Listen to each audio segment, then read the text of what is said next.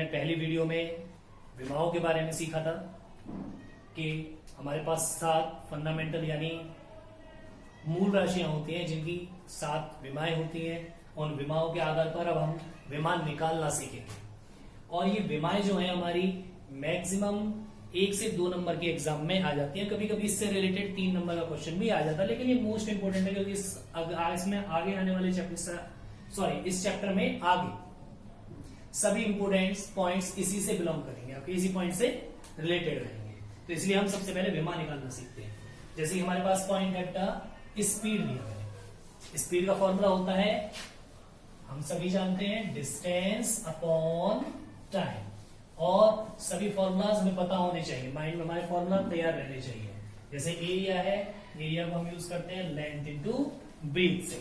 Okay, force है, force का formula होता है मास इनटू एक्सेलरेशन, यानी हम कह सकते हैं द्रव्यमान इनटू त्वरण, राइट।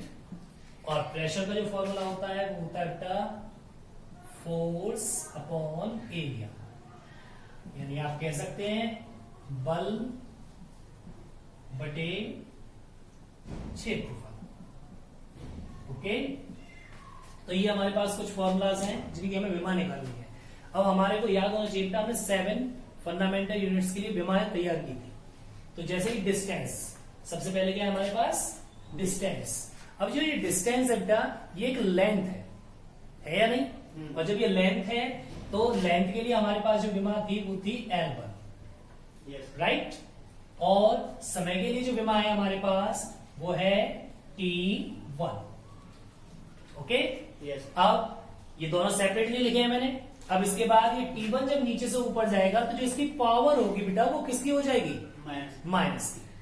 तो स्पीड की जो विमा बनेगी हमारे पास बेटा, यानी चाल की जो विमा बनेगी हमारे पास वो होगी L-T-1। और इसका अगर डायमेंशनल फॉर्मूला वो आपसे पूछता है, डायमेंशनल फॉर्मूला पूछता है, तो आप इसे लिखोगे M0 L1 T-1। ओके, अब इसके बाद जैसे कि एरिया आता है, नेक्स्ट पॉइंट हमारा एरिया लेंथ इनटू ब्रीथ, यानी लंबाई गुणा चौड़ाई। अब लेंथ भी हमारी एक दूरी है और ब्रीथ भी हमारी एक दूरी है, लंबाई और चौड़ाई दोनों ही दूरियां हैं। तो दोनों दूरियों के लिए हम L1 और L1 का यूज करेंगे। ओके, एंड देन क्या होगा L2। और जब इसका डायमेंशनल फॉर्मूला आप बनाएंगे तभी फॉर्मूला क्या बनेगा बेटा, ये हो जाएगा M0 L2 और T0। ओके, अब एक और देखते हैं हम, जैसे कि फोर्स है, तो थोड़ा सा सेपरेट कर लेते हैं इसे, फोर्स वाले पॉइंट को थोड़ा नीचे कर लेते हैं इसे। फोर्स यानी आपका बल, आप इसे कहते हो। तो फोर्स का फॉर्मूला होता है बेटा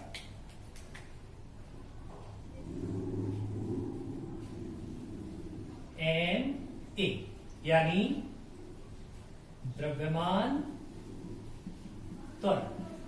ओके, तो इसकी विमा बनाते हैं। अब हमारे पास त्वरण की तो विमा है नहीं, लेकिन हम त्वरण को बेटा और ब्रेक डाउन कर सकते हैं। देखते हैं कैसे। तो त्वरण बराबर हम कहते हैं बेटा वेग परिवर्तन की दर को हम त्वरण कहते हैं, है ना। तो वेग परिवर्तन यानी वेग ही होगा, तो मैं से लिख सकता हूं वेग बटे समय, वेग परिवर्तन की दर। ओके, अब वेग की जो विमा होती है वो भी बेटा विस्थापन बटे समय होती है। तो विस्थापन की हो गई L, बटे समय की हो जाएगी T-1। तो L-T-1 तो हो गई वेग की, अपॉन T1 हो गई ये यहां। तो ए की जब विमा निकालेंगे आप तो ये T1 ऊपर पहुंचेगा बेटा माइनस का हो जाएगा, और ये माइनस की वन पहले से है तो T-2। ए की विमा आ गई हमारे पास L-T-2। अब मैं ये विमा लूंगा और इस जगह पर पुट करूंगा इसको। तो हमारे पास फोर्स की जो विमा आएगी बेटा M की, तो M1 ही होती है। और अभी A यानी त्वरण की हमने, एक्सेलरेशन की हमने निकाली है L-T-2। L-T-2 a force which is equal M1 L1 T-2। Okay, yes. ये आ गई हमारे पास किसकी विमा बेटा? फोर्स की। फोर्स की। ओके, अब इसी के बेस पर हम निकालेंगे प्रेशर की विमा को। प्रेशर का फॉर्मूला हमारे पास है फोर्स अपॉन एरिया, यानी दाब कहते हो आप इसे बेटा। तब pressure is equal force, force की विमा हम निकाल चुके हैं बेटा, M1 L1 T माइनस 2। इस वैल्यू को मैं यहां पुट करूंगा M1 L1 T minus 2 upon, अब इसके बाद हम निकालेंगे एरिया। एरिया की हम निकाल चुके हैं शायद, यस L2 पुट करें। चलिए, P इज इक्वल, हमारे पास जो डायमेंशन बनेगी बेटे L2 नीचे पॉजिटिव है, ऊपर जाएगा किसका होगा? नेगेटिव। जब ये नेगेटिव होगा तो 1 में से सब्ट्रैक्ट किया जाएगा। Yes. सिंपल सी बात है। तो M1 जैसा है वैसे ही L किसका बचेगा? माइनस का 1, राइट? यस। और T माइनस 2, और ये विमा आपकी किसकी आ गई बेटा? प्रेशर की।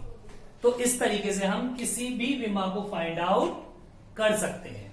और आपको जैसे यूनिट्स याद करने होते हैं, आप यूनिट्स को याद करने की जरूरत नहीं है, आपको फॉर्मूला पता होना चाहिए, आप यूनिट भी बना दोगे। अब वो यूनिट कैसे बनाओगे जरा देखते हैं, ऐसे बता देता हूं बेटा मैं। डिस्टेंस अपॉन टाइम, डिस्टेंस का यूनिट यानी दूरी का मात्रक मीटर, अपॉन टाइम का मात्रक सेकंड। ये मीटर प्रति सेकंड किसका मात्रक हो गया बेटा? स्पीड का। सेम एज एरिया का देखते हैं बेटा, याद कुछ नहीं करना है, केवल सीखना है हमें। Okay, length into breadth, length का मात्रक मीटर, ब्रीथ का मात्रक मीटर, देन क्या हो गया? Metre square.